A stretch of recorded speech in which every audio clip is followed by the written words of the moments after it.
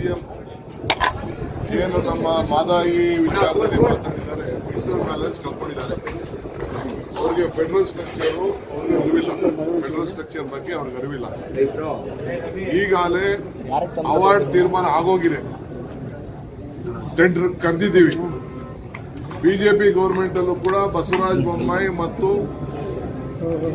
MP local MP Joshi ಅವರು ಈಗ central minister ಅವರು ಕೂಡ ಅವರೆಲ್ಲ ಸೆಲೆಬ್ರೇಷನ್ ಮಾಡಿದ್ದಾರೆ. ಟೆಂಡರು ಕರೆದಾಗಿದೆ, ಕೆಲಸನೂ ಶುರು ಮಾಡಬೇಕು. ಬರೀ ಫಾರೆಸ್ಟ್ ಅವ್ರದ್ದು ಸ್ವಲ್ಪ ಒಂದು ಕ್ಲಿಯರೆನ್ಸ್ ಬೇಕು ಅಂತಿತ್ತು, ಅವರು ನಮ್ಗೆ ನೋಟಿಸ್ ಕೊಟ್ಟಿದ್ರು. ಎಲ್ಲೂ ಕೆಲಸ ಮಾಡಬೇಡಿ ಅಂತ ಹೇಳಿಲ್ಲ. ನೋಟಿಸ್ನ ಅವ್ರು ಏನ್ ಬೇಕಾದ್ರೂ ಮಾಡ್ಕೊಳ್ಳಿ, ನಾವು ಹಾಕಿರುವಂತ ಸುಪ್ರೀಂ ಕೋರ್ಟ್ ಅಲ್ಲಿರುವಂತ ನಮ್ದೇನೋ ಒಂದು ಕೆಲವು ನೋಯಿಗಿರಿ ಅನ್ನಂಗ್ಲಿ ಹಾಕಿದ್ರು ಅದನ್ನ ವಿಡ್ರಾ ಮಾಡ್ತೀವಿ, ನಮ್ ಕೆಲಸ ನಾವು ಶುರು ಮಾಡ್ತೀವಿ.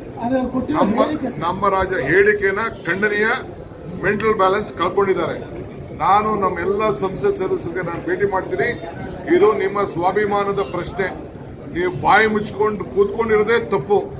28 ಜನ MP ಇದ್ಕೊಂಡು 12 ಜನ ರಾಜ್ಯಸಭಾ ಮೆಂಬರ್ ಇದ್ಕೊಂಡು ಕರ್ನಾಟಕ ರಾಜ್ಯದ ಪರವಾಗಿ ಒಗ್ಗಟ್ಟಿನಿಂದ ನಮ್ಮ ಗೌರವವನ್ನ ಉಳಿಸ್ಕೊಳ್ಳಿಕ್ಕೆ ನೀವೆಲ್ಲ ಹೋರಾಟವನ್ನು ಮಾಡಬೇಕು.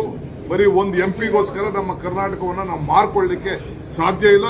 ಇದನ್ನ ನಿಮ್ಮ ಕೇಂದ್ರದ ಮಂತ್ರಿಗಳ ಮೇಲೆ ಮತ್ತು ಪ್ರೈಮ್ ಮಿನಿಸ್ಟರ್ ಮೇಲೆ ಒತ್ತಡವನ್ನು ಮಾಡಬೇಕು. ನಾನು ಕೂಡ ಕೇಂದ್ರದ ಜಲಸಂಪನ್ಮೂಲ ಮಂತ್ರಿಗಳಿಗೆ ಮತ್ತು ಪ್ರೈಮ್ ಮಿನಿಸ್ಟರ್ಗೆ ಈ ವಿಚಾರದಲ್ಲಿ ನಾನು ಪ್ರತ್ಯೇಕವಾಗಿ ಟೈಮ್ ಕೇಳ್ತೀನಿ.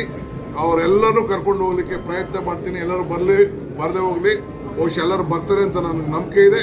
ನಾನಂತೂ ಪ್ರಯತ್ನ ಮಾಡ್ತೀನಿ. ನಾನು ಕೆಲಸ ಮಾಡ್ಲಿಕ್ಕೆ ಏನ್ ಮಾಡಬೇಕು ವ್ಯವಸ್ಥೆ ಮಾಡ್ತೀನಿ. ಆಲ್ MPs ಹೇಳ್ತಾ ಇದ್ದೀನಿ, ಆಲ್ MPs ಫಸ್ಟ್ ಡೆಲ್ಲಿಲಿ ಹೋಗಿ ನಾನು ಮಾತಾಡ್ಕೊಂಡು ಟೈಮ್ ಫಿಕ್ಸ್ ಮಾಡಿ ಮೀಟ್ ಮಾಡ್ತೀನಿ.